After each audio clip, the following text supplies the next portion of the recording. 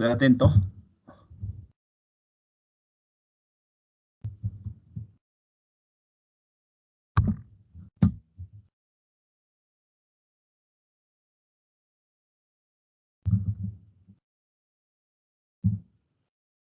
Doctor, buenas tardes, ¿me escucha?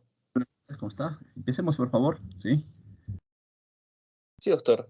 Buenas tardes, doctor. Buenas tardes, compañeros. El día de hoy vamos a empezar con el desarrollo del seminario. El tema es crecimiento y desarrollo fetal. Somos los alumnos del grupo número 1 de prácticas. Estamos conformados por Alvitres Barrientos Luis Ángel, Carita Flores Luigi, quien les habla, Nishia Morales Mauricio André, Valeria Reyes Villalobos y José Enrique Salcedo Valdivia. Siguiente. Bueno, para empezar, vamos a definir el concepto de embarazo. El embarazo, como todos sabemos, es un estado fisiológico en el cual va a iniciar después de la concepción y va a continuar desde dicho momento, va a abarcar el periodo de desarrollo fetal y va a culminar con lo que es el parto. Durante este periodo vamos a poder dividirlo en lo que son semanas, 40 semanas de gestación, o también podemos dividirlo en alrededor de 280 días o 10 meses en promedio. Bueno, 9 a 10 meses, que es lo que suele oscilar. Vamos a ver que también vamos a tener algunos conceptos que refieren a lo que es la edad gestacional. Va a tener la referencia de esto de lo que es la gestacional. Vamos a tener como punto de partida el primer día desde del último periodo menstrual. Esto es lo que vamos a llamar nosotros la edad gestacional. Vamos a tener también lo que es la edad embriogénica o la edad de postconcepción. Dicho concepto es muy similar a lo que es la edad gestacional, simplemente que vamos a sustraer 14 días y esta es la edad gestacional, digo, la edad embriogénica. El tercer concepto a tener en clave vendría a ser lo que es la fecha estimada de parto. En realidad, puede ser, está guiada de acuerdo a algunas guías. En este caso vamos a usar lo que es la fórmula de Nagini. Vamos a restar 3 meses, sumar 7 días y aumentar un año para calcular la fecha estimada de parto.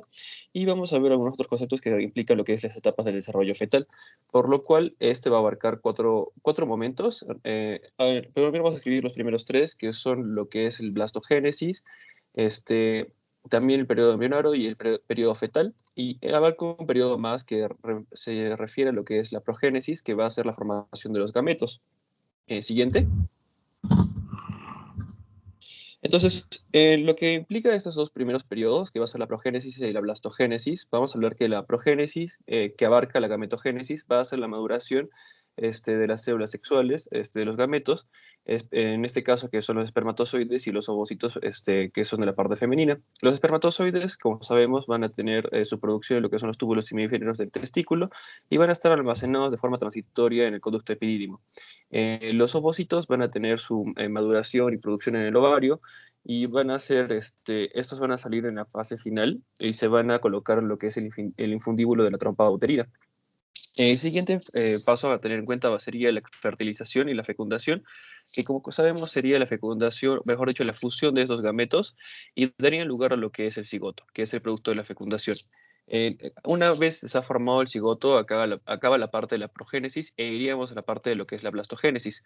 La blastogénesis tendría su inicio ya con la fecundación y estaría conformado principalmente por los procesos de segmentación que abarcaría la formación de lo que es la mórula y la blástula y culminaría con lo que es la gastrulación.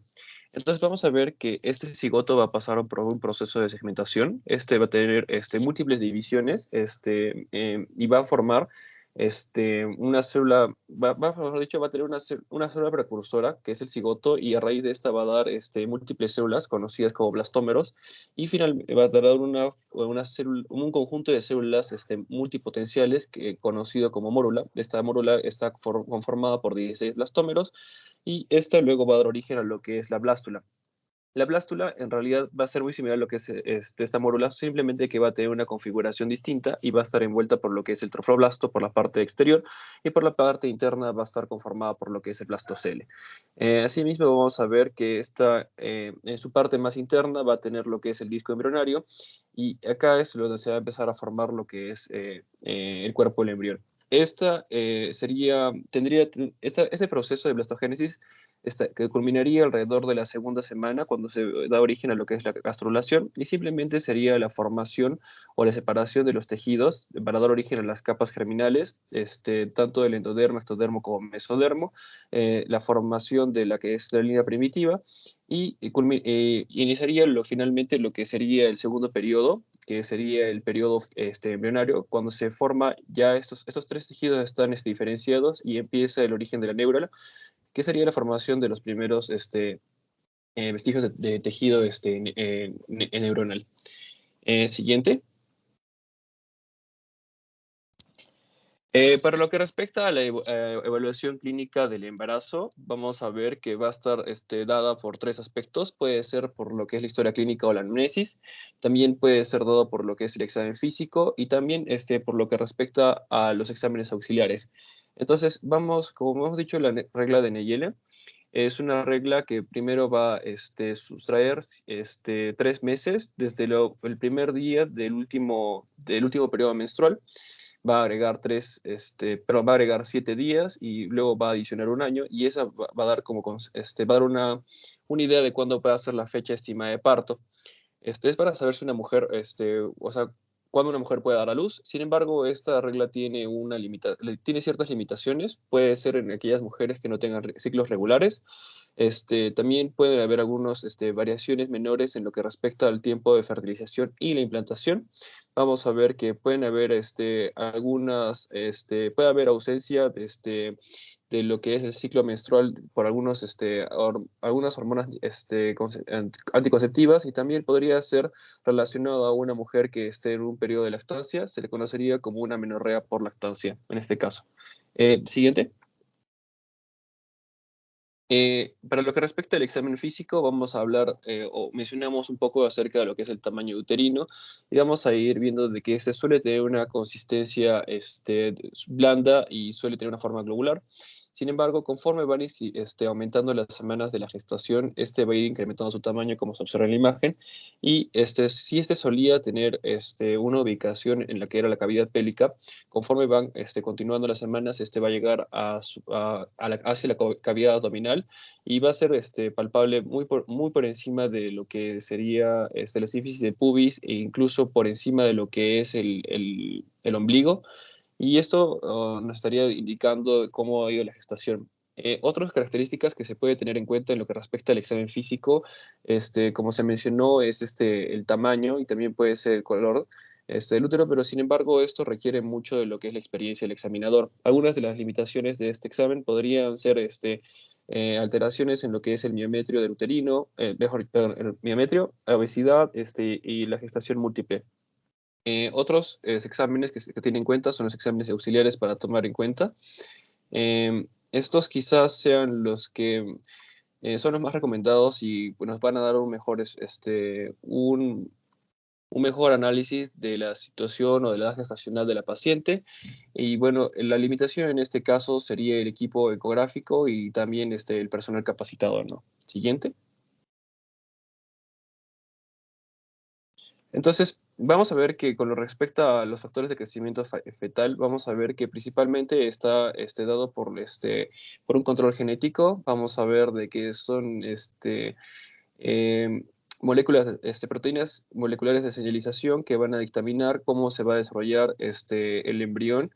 Y luego vamos a tener factores exógenos, tanto como van a ser los factores maternos, como los factores placentarios y factores fetales. Estos pueden ser tanto estimulantes como restrictivos. Ya hablamos de factores estimulantes en el caso de, por ejemplo, una paciente que padezca de diabetes, él puede condicionar a una patología de la vía intrauterina como una hipertrofia pancreática fetal y vamos a ver factores restrictivos que vamos a ver como la malnutrición materna, el tabaquismo, malformaciones uterinas y algunas condiciones que están relacionadas con la hiposaturación de la paciente, como por ejemplo vivir a mucha altura, entre otras. Podrían condicionar a la disminución o el crecimiento intrauterino del feto.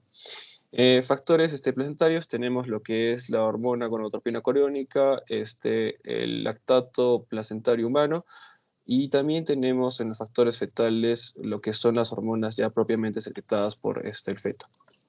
Entonces, lo que nos lleva a decir de que en este periodo que oscila entre 38 a 42 semanas, en algunos casos, vamos a mencionar que consideramos un embarazo término si es que está entre las 37 a 42 semanas, menos de 37 sería un embarazo pretérmino y más de 42 sería el posttérmino.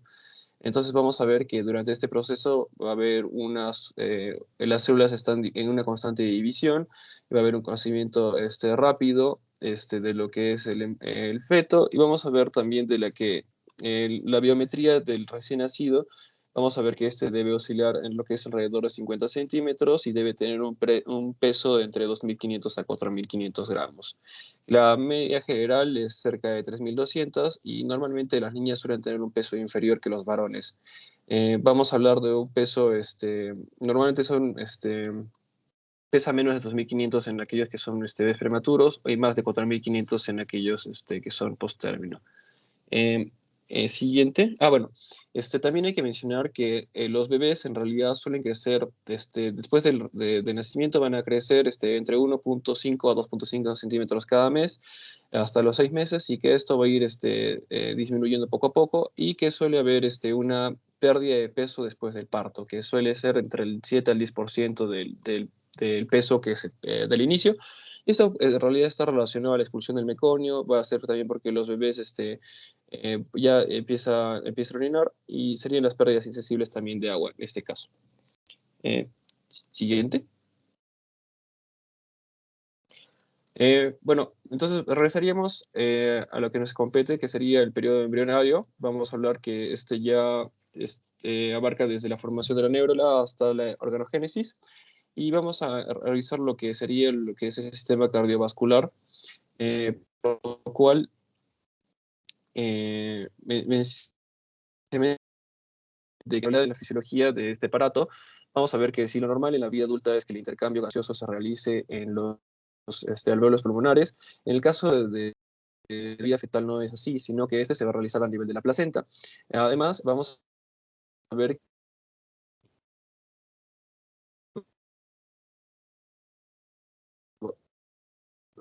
circulatorio normal, ya que va a tener ciertos cortocircuitos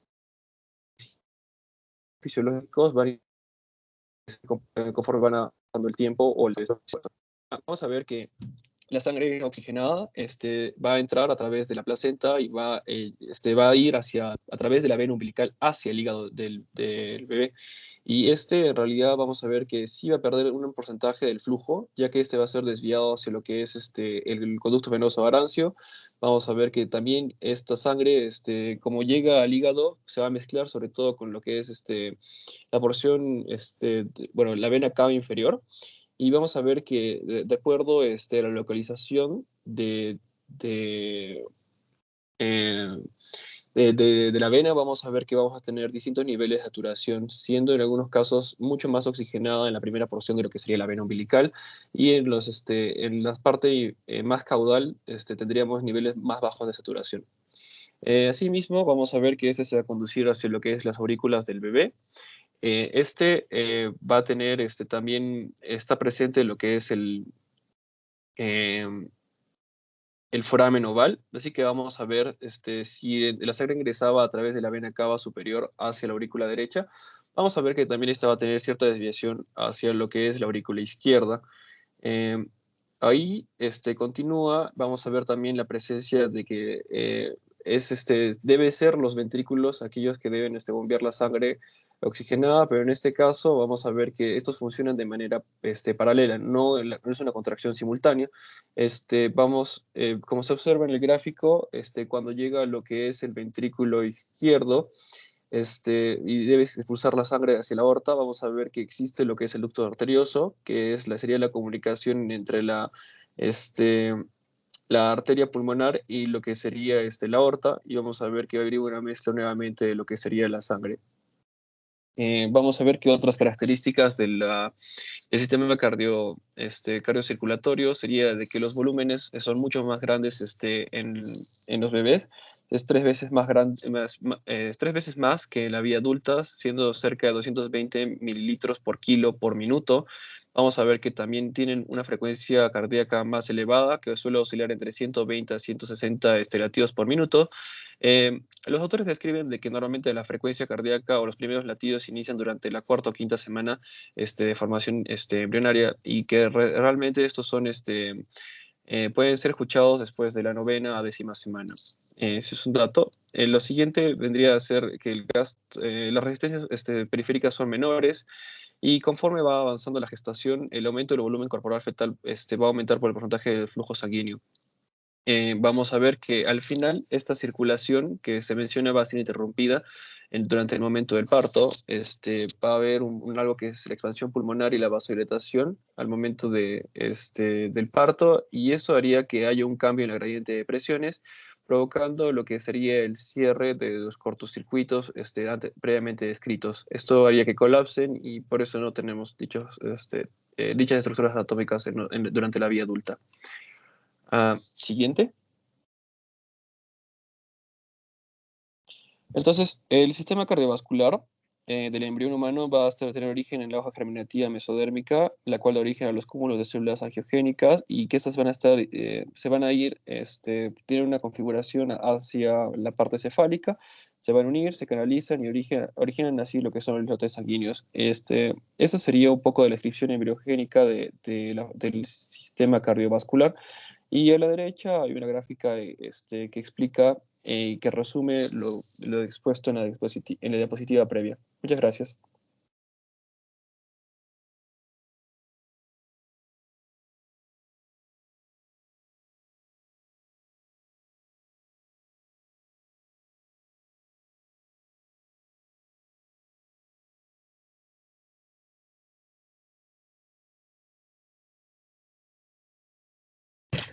Ya, continuando con la exposición, les hablaré acerca de la hematología fetal. Para ello debemos tener en cuenta que la hematopoiesis no es más que la formación y desarrollo de las células sanguíneas, y este proceso se inicia a lo largo del embarazo. Durante los 2 primeros meses, esto va a ocurrir a nivel del mesénquima perivitelino. Entre el primer y 7º mes ocurrirá en el hígado, dándole una coloración rojiza brillante, y entre el 3er y 9º mes en la médula ósea, como en el adulto.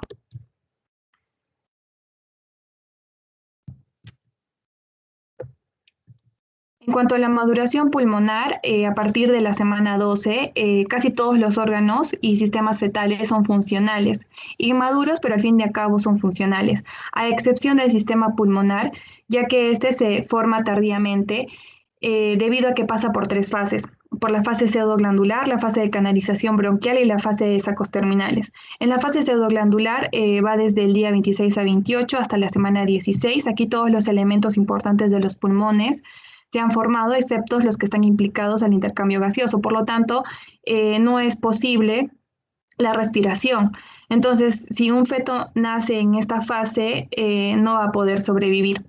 En la fase de canalización bronquial, ocurre entre la semana 16 a 25, y bueno, durante este estadio las luces de los bronquios y los bronquiolos terminales aumentan de calibre, y el tejido pulmonar adquiere una vascularización.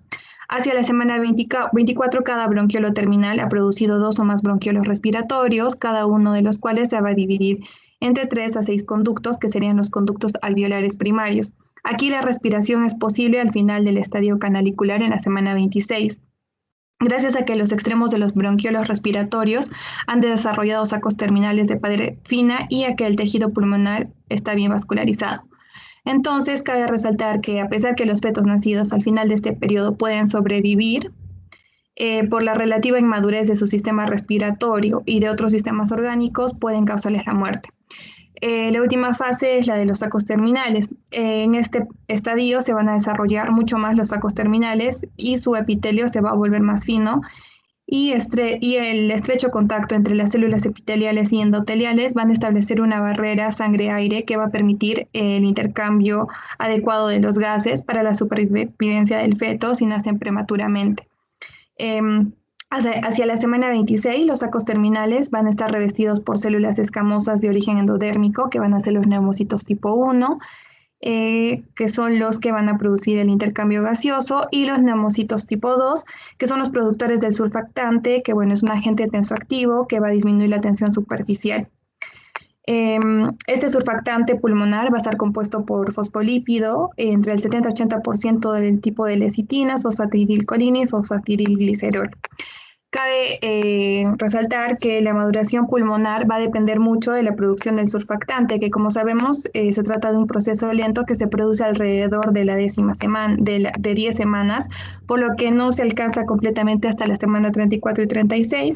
Por otro lado, los glucocorticoides fetales también van a intervenir en la maduración y diferenciación de los neumocitos tipo 2, por lo que su administración exógena es una posibilidad terapéutica para prevenir la enfermedad de la membrana hialina. Y por último encontramos los movimientos respiratorios intrauterinos, porque estos van a servir al feto para ejercitar la musculatura respiratoria y a la vez van a facilitar el flujo de líquido pulmonar. En cuanto al aparato digestivo fetal, encontramos el tubo digestivo, el páncreas y el hígado.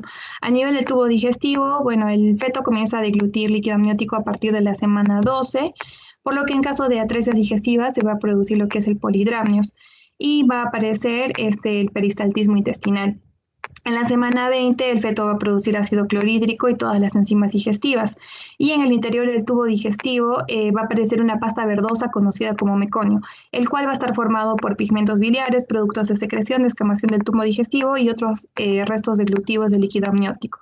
Normalmente esto se va a expulsar tras el nacimiento, salvo en ocasiones en que el feto pueda defecar intrauterinamente, siendo más frecuente que esto ocurra en casos de hipoxia. Aún así se sabe que todos los líquidos meconiales no indican una situación patológica. En el caso del páncreas va a cumplir una función exocrina y endocrina, secretando la insulina durante la fase inicial del periodo fetal, que corresponde a la semana 10, y también va a intervenir en la producción de bicarbonato. Y en el hígado, bueno, pese al tamaño que es relativamente grande, es insuficiente, aunque posee todas las enzimas. Requiere la desintoxicación de la bilirrubina por parte de la madre. Entonces podemos decir que su principal función es la hematopoietica. Luego encontramos a lo que es el riñón fetal. Bueno, el riñón comienza a producir orina a partir de la semana 12, pero esta es poco concentrada, lo que se conoce como hipostenuria. Entonces, John es poco importante, pues dispone de la placenta para eliminar todas las sustancias de desecho.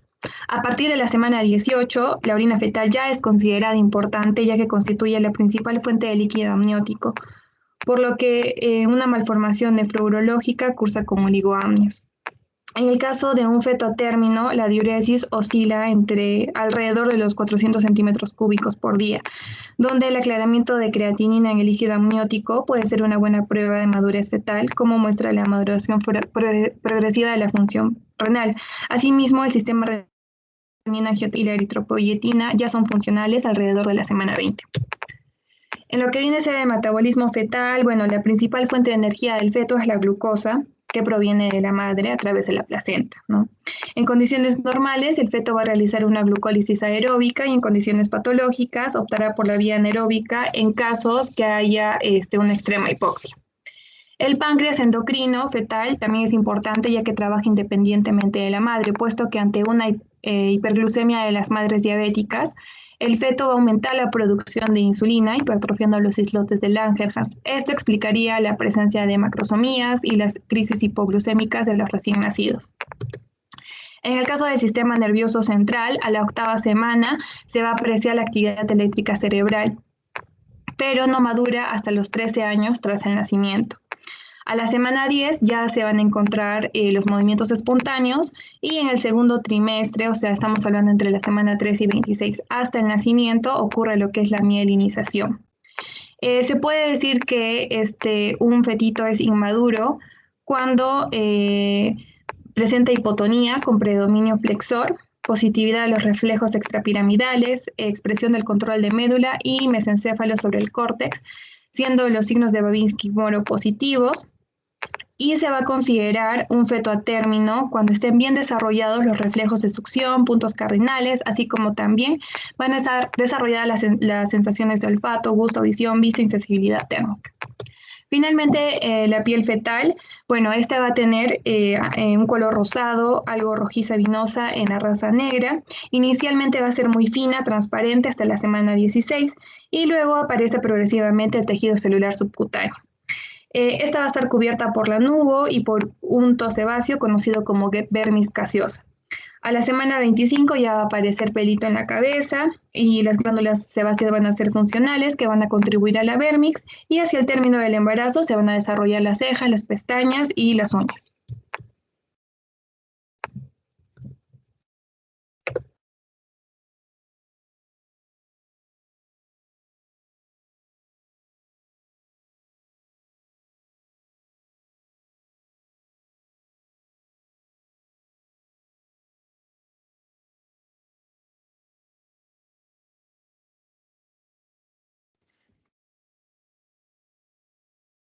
Tenemos que la evaluación de la edad gestacional es importante, tanto para obstetras y pediatras, y por lo tanto se debe realizar esto con una buena precisión.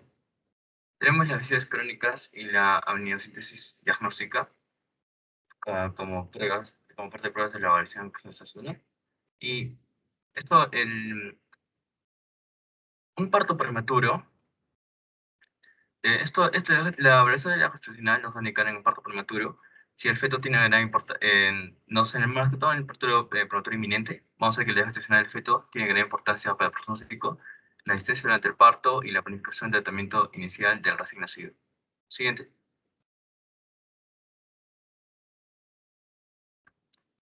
Para estimar la edad gestacional tenemos dos formas, que uno es mediante la estimación clínica propiamente dicho, que se toma como referencia la fecha de última menstruación o el FUM para evaluar la edad gestacional y la ecografía, siendo este método el más preciso. Y se realiza durante el primer trimestre y se toma como referencia la longitud entre la coronilla y el coxis fetal. Y este puede ser predictor de la edad gestacional. Mientras van avanzando las semanas o los días, vamos a ver que esta referencia va a ir cambiando. Como que a partir de las 8 semanas de los 6 días, vemos que si esta longitud y la última menstruación muestra una diferencia superior a 5 días, esto nos indicará que la ecografía está precisando la edad gestacional. Entre las 9 y las 15 semanas con 6 días, la estimación de la edad gestacional va a estar basada en la longitud craneocaudal y con un margen de 7 días. Pasadas las 14 semanas, la medición del diámetro, se tomará en cuenta la medición del diámetro biparietal, la circunferencia craneal, la abdominal y la longitud del fémur para determinar la edad gestacional. Y a partir de estas 14 semanas, vamos a ver que mientras pasa el tiempo por el crecimiento fetal, va a ir cambiando, va a ser menos preciso la ecografía. Y esto que lo vemos que entre la semana 16 y 21, con 6 días, la probabilidad puede ser de hasta 10 días. Y entre la semana 22 a la 27, con 6 días, de hasta 14 días.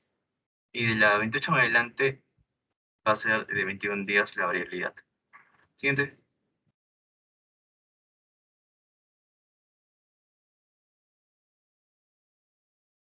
El diagnóstico prenatal de las enfermedades fetales. Para este diagnóstico vamos a disponer principalmente de dos pruebas, que una es la detección, cribación y las diagnósticas. La detección va a ser una prueba que se va a realizar mediante la sangre materna o la ecografía, y estas suelen ser inespecíficas, ya que son indirectas. Y si estas pruebas de detección son positivas y aparte muestran hay una existencia de antecedentes familiares y la exploración ecográfica sugieren anomalías o neoploidías, por quien se recomendará realizarse la prueba diagnóstica. Y esta prueba diagnóstica es ya directa, ya que es necesario sacar muestras de tejido fetal y por lo tanto es un tanto riesgoso para la madre y para el feto. Siguiente, por favor.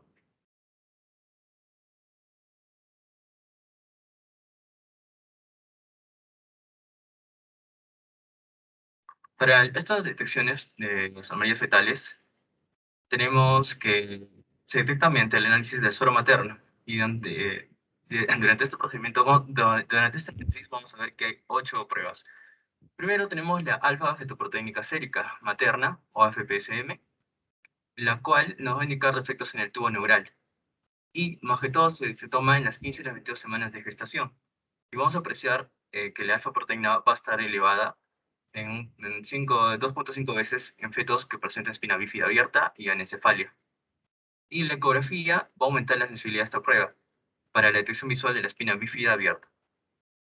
Luego tenemos la detección de la aneuploidía en el segundo trimestre. Así como vimos que la alfa-proteína, cuando se encuentra alta, está relacionada también cuando se encuentra baja, se asocian con anomalías cromosómicas. Y a la vez también las concentraciones de gonadotropina corecomana, estradiol conjugado y la inamina y la inhibina pueden asociarse con anomalías cromosómicas fetales.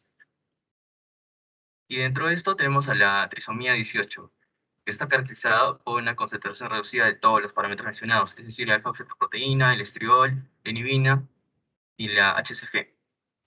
Y la trisomía 21, que es donde acá vemos que la HCG y la inhibina y la inhibina son las más elevadas y el estriol las más bajas. Como tercero tenemos la prueba del suero materno del primer trimestre.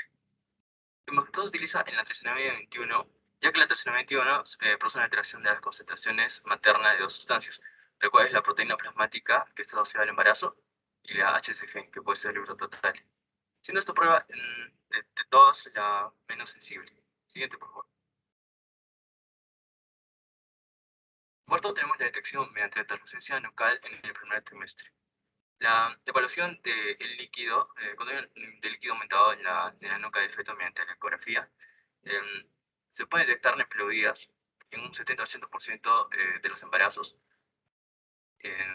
ya que mediante la translucencia o pliegue nucal de la ecografía, y también si se presenta un aumento de este pliegue, está no solo asociado a neplodías, sino también a cardiopatías. Después la prueba de detección combinada del primer trimestre, donde se combinan dos marcadores séricos maternos del primer trimestre, la proteína plasmática, el HCG, y la medición del pliegue nucal. Junto con la edad materna, se puede detectar el 80% de los fetos con trisomía 21. En sexto, tenemos la prueba combinada del primer y del segundo trimestre para la trisomía 21. En esta prueba tenemos dos formas de tomarlas. Las dos tienen una alta sensibilidad, pero más que todo se diferencia en que una prueba se le avisa a los padres y la otra no. No se llega a comunicar a los padres. Y vemos que la prueba de detección integrada, esta se realiza en ecografía durante el primer trimestre y una práctica sérica materna en el primero y el segundo trimestre. Y al realizarse como se realiza la prueba sérica en el primer y el segundo trimestre, se demora a informar a los padres. Luego tenemos la prueba secuencial, donde los resultados indican un riesgo elevado de trisomía 21 en el primer trimestre. Esto se confirma con otra prueba de detección durante el segundo trimestre. Y al encontrarse que ya hay un riesgo elevado, ya se comunica a los padres. Y por lo tanto, en esta prueba secuencial, solo se llega al topado de la prueba de detección durante el segundo trimestre, siempre y cuando la paciente indique un alto riesgo. En cambio, si no indica un riesgo bajo, no se pasa la prueba de detección en el segundo trimestre. Siguiente. Como séptimo, tenemos la detección del ácido desoxirribonucleico fetal sin células para identificar neplodía. Esta prueba, más que todo, detecta las taxonomías 13, 18 y 21, ya neplodías, pero presenta más sensibilidad frente a la taxonomía 18 y 21. Y para esto se requiere el suero materno y puede detectar hasta las 9 semanas de gestación y se evalúan durante todo el embarazo. Finalmente tenemos la prueba ecográfica después de la ecografía, después de la prueba de detección sérica para neplodía, que es una buena herramienta de cribado y se utiliza en el segundo trimestre, ya que puede reducir un 50-60% de riesgo de síndrome de Down. Siguiente. Ahora tenemos los antecedentes familiares de enfermedades genéticas. En la secuencia de los antecedentes familiares genéticos tenemos un microenrolamiento o un microwave cromosómico, que esto va a detectar si existe una debilidad o de lesiones cromosómicas más pequeñas. Y se realizó una biopsia de vellosidades coriónicas. Para esta prueba se obtiene una muestra de tejido placentario, mediante un catéter insertado por vía transcervical o transabdominal. Y esto se realiza a las 10 semanas de gestación para detectar una forma precoz y se toman las células trofoblásticas. Y tener en cuenta que la biopsia de las vías crónicas no debe realizarse antes de las 10 semanas, ya que puede producir malformaciones en el feto. Siguiente. Bueno, continuando con la exposición, vamos a hablar de la amniocentesis. Va a ser una prueba donde se va a extraer una muestra de líquido amniótico que rodea el feto con una aguja bajo control ecográfico. Este volumen va a ser más o menos de unos 20 mililitros y esta técnica se puede realizar de una forma precoz desde las semana 10 y 14 del embarazo, aunque se va a asociar a riesgo de pérdida del embarazo en el 1 o 2% y a la incidencia del pie equinovaro congénito. Esta prueba generalmente se va a realizar en el segundo trimestre del embarazo y también va a tener riesgo de pérdida fetal del 0,5 a 1%. Siguiente. Vamos a hablar sobre el líquido amniótico. Cuando se extrae en esta prueba se va a analizar estas moléculas como la alfa-fetoproteína, la acetilcolinesterasa y la bilirrubina y el surfactante pulmonar. Entre estas, el aumento de la alfa-fetoproteína va a estar unido a la presencia de la acetilcolinesterasa va a indicar la existencia de un defecto en el tubo neural. También las concentrones de la alfa-fetoproteína van a aumentar los defectos de la pared abdominal y el síndrome nefrótico congénito. También va a ser, se va a disponer esto para también valorar la madurez pulmonar. En el caso de células fetales, se va a analizar los estudios cromosomales y genéticos para las anomalías de los cromosomas 13, 18, 21, X o Y. También para las enfermedades producidas por la deleción del ADN, como la distrofia muscular de Duchenne, la distrofia muscular de Becken, fibrosis quística, entre otras. Siguiente. Entre otra prueba vamos a tener la cordocentesis. Se va a ejecutar también bajo control ecográfico en el segundo trimestre hasta el término del embarazo y va a permitir los estudios diagnósticos citogenéticos, hematológicos, inmunitarios y de ADN. Para esta prueba va a ser necesario la sedación fetal y también esta prueba va a tener una asociación de riesgo de pérdida del 1 al 2%. También va a tener complicaciones que produzcan un parto prematuro en el 5% de los casos. Siguiente.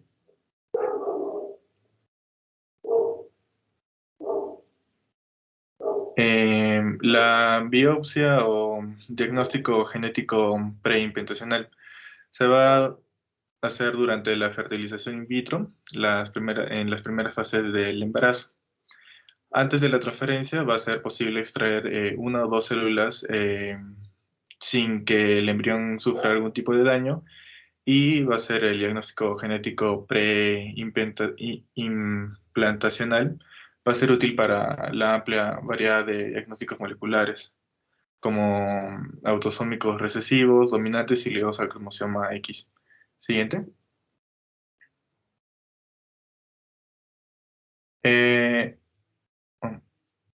¿Sigue? ¿No? Ya. Anomalías del tamaño y la velocidad del crecimiento fetal. Va a ser importante esto, la adecuada valoración del feto para establecer un diagnóstico y un plan de tratamiento perinatal.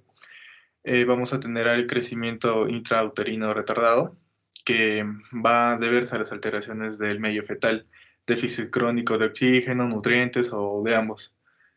En las causas intrínsecas va a ser el crecimiento intrauterino retardado, son las anomalías cromosómicas como las trisomías, las microdeleciones o las duplicaciones. El diagnóstico, más que todo, la exploración clínica de forma materna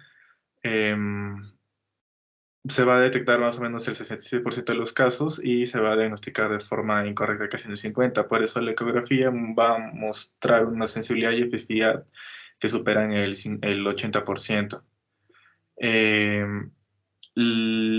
En la macrosomía va a ser los fetos macrosómicos más de 4 kilos que van a correr un riesgo mayor de distocia de hombros y traumatismo durante el parto. La maduración funcional pulmonar va a ser uno de los factores más importantes para determinar la supervivencia neonatal y para su correcta valoración va a tener que ser a partir de la semana 39 de gestación. Siguiente.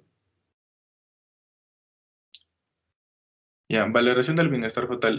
Vamos a tener pruebas de anteparto que se basan en principios biofísicos y van a requerir un cierto grado de madurez neurofisiológica fetal. Entre ellos vamos a tener la monitorización de los movimientos fetales, que es el feto que tiene un ciclo de sueño de vigía y a la madre se le suele percibir una variación diurna con la actividad fetal. Entre estos periodos de actividad van a durar más o menos de 30 a 40 minutos y en un feto sano en periodos de inercia superiores a la hora. La siguiente va a ser la prueba de test no estresante, que va a ser rápida y sencilla, no va a ser invasiva y no produce ninguna molestia o riesgo de madre-feto. Se realiza tras una moderación de frecuencia cardíaca fetal mediante una ecografía Doppler con electrodos situados en el abdomen materno. Simultáneamente se va a registrar la actividad uterina con tocodinómetros mediante la palpación efectuada por el personal. Siguiente.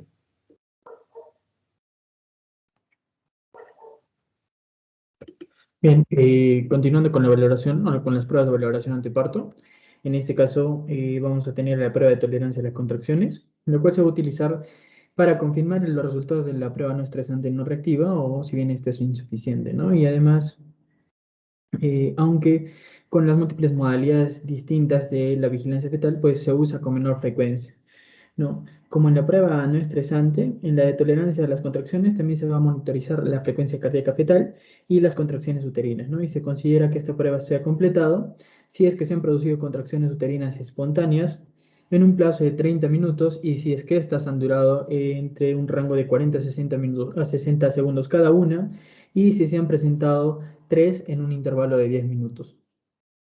Ahora, con respecto a si es que no aparecen contracciones espontáneas, es posible inducirlas mediante oxitocina, ¿no? Una prueba de tolerancia a las contracciones es positiva si es que se va a observar de forma sistemática desaceleraciones tardías asociadas a las contracciones y negativa si es que dentro de estas se producen como mínimo 3 contracciones de al menos 40 segundos cada uno y en un periodo de 10 minutos, sin obviamente asociarse a desaceleraciones tardías. Siguiente, por favor. Bien, continuamos con el perfil biofísico, la cual es una prueba que va a combinar la de no estresante con otros parámetros obtenidos mediante una exploración ecográfica en tiempo real, ¿no? En una escala de 0 a 2 puntos, lo que se va a hacer es cuantificar ya sea la ausencia o la presencia de cada uno de los siguientes elementos que les presento en la diapositiva. Entre ellas tenemos una prueba no estresante reactiva, volumen suficiente de líquido amniótico, movimientos respiratorios fetales, actividad fetal y un tono musculoesquelético fetal normal, ¿no? Haciendo un total de 10 puntos. Esto nos va a permitir hacer uso de una pauta de acción. Cuando obtenemos una puntuación de 8 a 10, lo que debemos hacer es repetir esta prueba semanalmente. Cuando obtengamos un puntaje en un rango de 4 a 7, lo que debemos hacer es repetir ese mismo día y puntuaciones bajas, muy bajas, que se tornen entre 0 a 3, lo que se recomienda es provocar el parto, Siguiente, por favor. Bien, de esta manera también contamos con la evaluación mediante ecografía Doppler, y una de ellas es para valorar la velocidad del flujo sanguíneo en la arteria umbilical fetal, ¿no? La cual es una técnica no invasiva y, y se utiliza para analizar la resistencia distal al flujo, ¿no? Como sabemos, aquellas placentas con una función deficiente que presenten vasoespasmo o infartos extensos van a presentar mayor resistencia al flujo, sobre todo durante la diástole fetal, ¿no? Ahora, la determinación de esta velocidad de flujo de esta arteria, lo que nos va a servir como principal herramienta de valoración en aquellos embarazos con crecimiento fetal retardado, y en la cual también se va a emplear el diferencial de la frecuencia sistólica pico y el de la frecuencia telediastólica. Ahora, en el crecimiento intrauterino retardado, la determinación con el Doppler de la velocidad en esta arteria, junto con otras valoraciones del bienestar fetal, como ya vimos anteriormente, van a reducir la mortalidad perinatal en casi un 40%, ¿no? Otra medición que podemos hacer uso mediante la ecodoppler es el del flujo de la arteria cerebral media, la cual puede emplearse también para valorar el feto en riesgo de crecimiento retardado o anemia. No, ahora dentro de las arterias cerebrales fetales, ya sea la anterior, media y posterior, la cerebral media es la que se utiliza o es la más estudiada debido a que es la más fácil de localizar mediante el ecodoppler pulsado, y es mejor aún cuando, se produce o cuando se analiza con la modificación en color, ya que facilita mucho su localización en el polígono de Willis. Siguiente, por favor. Bien. Entonces pasamos ahora a la monitorización o la valoración intraparto, ¿no? Tenemos algunas pruebas que podemos hacer intraparto, y lo cual es importante, ¿no? Porque nos va a permitir decidir qué hacer durante este proceso. Ahora contamos con la monitorización electrónica continua, la cual se va a utilizar con frecuencia, y en esta lo que va a hacer es los monitores van a registrar de forma simultánea la frecuencia cardíaca fetal y la actividad uterina, ¿no? Con el objetivo de efectuar un seguimiento continuo, y se acepta una monitorización continua o intermitente en aquellos pacientes de bajo riesgo. Entonces, aquí vamos a evaluar algunos parámetros. La frecuencia cardíaca fetal se puede monitorizar, como sabemos, de tres modos, ¿no? Los métodos no invasivos, los cuales van a ser la ecografía y la monitorización con electrodos, los cuales se van a situar en la superficie del abdomen materno, y existe también un método más exacto, ¿no? Aunque es invasivo, el cual consiste en colocar un pequeño electrodo en la piel de la zona de presentación fetal, ¿no? Y nos va a permitir registrar de forma directa un electrocardiograma fetal. Y para ello es necesario romper las membranas fetales. Si bien esto, cuando un electrodo está bien situado, el riesgo de lesiones fetales va a ser pequeño. Con respecto a la actividad uterina, esta se puede registrar también de forma directa o indirecta. Con un tocodinamómetro apoyado sobre el abdomen materno se va a registrar tanto el ritmo, la duración de las contracciones y así también su intensidad, ¿no? Y si necesitamos o requerimos una valoración más exacta, lo que podemos hacer es uso de un catéter para medir la presión intrauterina después, obviamente, de romper las membranas fetales, ¿no? Con lo que se va a registrar y de igual manera cuantificar de forma más directa la presión ejercida durante las contracciones. Dentro de la misma diapositiva también observamos que existen algunos parámetros de monitorización fetal, entre los cuales tenemos pues la frecuencia cardíaca basal, ¿no? La cual en condiciones normales fluctúa en un rango de 110 a 160 latidos por minuto, ¿no? Y la línea basal debe estar presente durante un mínimo de 2 minutos en cualquiera de los periodos de 10 minutos, y no debe incluir cambios episódicos, ¿no? O periodos con una importante variación de esta frecuencia cardíaca fetal, o segmentos de la línea basal que difieran más de 25 latidos por minuto. Con respecto a la variabilidad entre latidos, pues sabemos que esta se va a registrar a partir del cálculo de los intervalos RR, y en un sistema nervioso autónomo en un feto sano, el cual se va a encontrar en situación de vigilia, va a producir una variación entre latidos de aproximadamente 5 a 25 latidos por minuto, ¿no? Ahora, esta variabilidad, si existe una variabilidad reducida, se puede atribuir a ciertas causas como depresión del sistema nervioso central del feto, ya sea por hipoxia, por inmadurez o por un consumo materno de opioácidos o sedantes, ¿no? Con respecto a las aceleraciones, estas van a ser tranquilizadoras y al igual que su aparición durante una prueba no estresante. Con respecto a las desaceleraciones, estas pueden ser benignas o también pueden indicar un sufrimiento fetal, ¿no? Esto va a depender obviamente de las características tanto morfológicas y de la sincronización con respecto a otras contracciones uterinas, ¿no? Ahora, las desaceleraciones precoces van a poseer una morfología simétrica y se van a acoplar estrechamente tanto al inicio, duración y término de las contracciones uterinas, ¿no? Y van a ser benignas si es que éstas se acompañan de una buena variabilidad entre latidos. Con respecto a aquellas que se producen, aquellas desaceleraciones tardías, van a ser obviamente descensos evidentes, ¿no? En la frecuencia cardíaca fetal y pues también van a estar asociadas a las contracciones uterinas. Ahora, el comienzo, el punto más bajo y la recuperación se van a producir respectivamente después del comienzo, el pico y el final de una contracción. Ahora, un descenso de la frecuencia cardíaca fetal de solo 10 o 20 latidos por minuto por debajo de la cifra inicial, a pesar de que esta todavía se encuentra en un intervalo de 110 a 160, va a ser o la debemos tomar de forma significativa. Siguiente, por favor.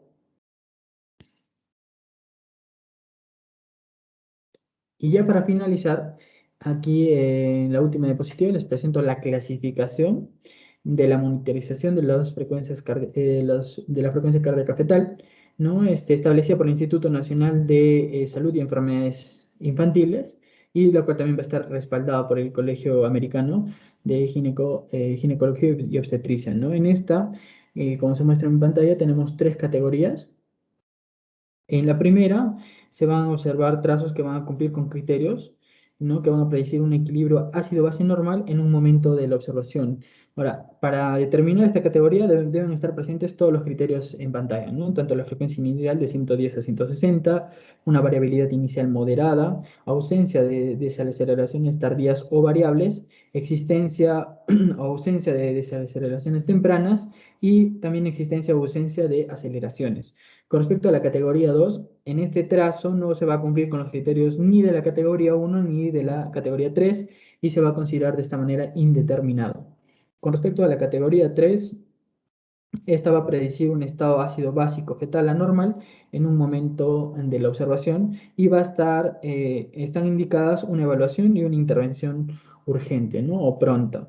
Ahora, para determinar esta categoría debe estar presente, debe haber la presencia de cualquiera de los 2 puntos que voy a mencionar ahora, el cual va a ser la ausencia de variabilidad inicial de la frecuencia cardíaca fetal y cualquiera de las siguientes, ¿no? Ya sea desaceleraciones tardías, recurrentes, o desaceleraciones variables recurrentes o bradicardia. Y también debe estar presente un patrón sinusoidal. Eso sería todo. Muchas gracias. Muy bien, felicito al grupo por su exposición concreta y concisa de justo los 55 minutos. Bueno, si usted como se habrá dado cuenta, estos exámenes de valoración del feto se aplica para las gestantes de riesgo, ¿no? Entonces, un caso práctico es que se aplica en las gestantes. El perfil biofísico sobre todo lo usan para valorar, ¿no? Para evaluar el gestantes en vías de prolongación. Entonces, los exámenes invasivos que hacen alfa-fetoproteína, amniocentesis, pero también para detectar anomalías, ¿no? Como en los fetos. En las gestantes de riesgo, sobre todo añosas, ¿no? Entonces, ahí, ese es el detalle, ¿no? Entonces, ese es el producto del precio que se paga por eso, ¿no? Es la civilización, vamos a decir, ¿no? Entonces, cuando la mujer pospone sus objetivos obstétricos para después, ¿no? Entonces, estudiantes, entonces, felicito nuevamente y al grupo. Entonces, ha sido una exposición ya no muy concisa, ¿no? 5 en internet sería lo ideal, ¿no? Muy bien, nuevamente nuestras felicitaciones al grupo 1. Buenas tardes. Gracias, doctor. Muy bien, sí que tiene otra clase. Muy bien, descanse. Muy bien, Caterina. Entonces, al seminario 2, por favor, ese se comunican conmigo por WhatsApp y ya coordinamos para el lunes. Gracias, doctor. Hasta luego. Luego. Hasta luego, doctor.